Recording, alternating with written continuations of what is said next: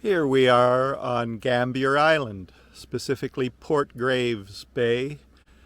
There are 3 bays on the south side of Gambier in Howe Sound.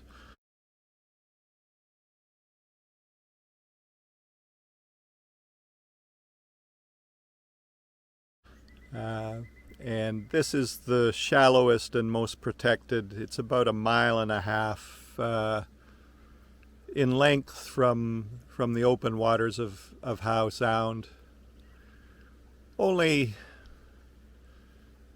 a few miles, probably 10 miles, will get you to Horseshoe Bay Ferry Terminal, West Vancouver.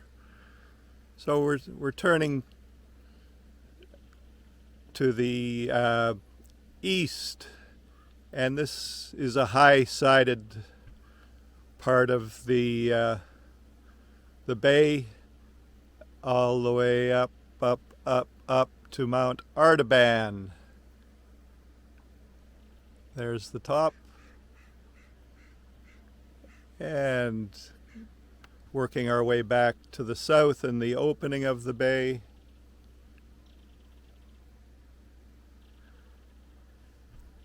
Gambier is relatively untouched, no amenities other than one store in West Bay.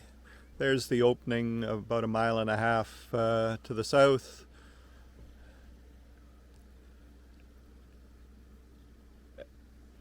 And I don't know the population of Gambier, but there's no real settlement here. It's just dotted residences around the shoreline. Now looking to the west, we're 8:30 in the morning, and the sun is just starting to peek over the mountain behind us here. Here's the government wharf. Really no shore access. You walk off the wharf right onto private property. It's an Anglican church children's camp in summertime.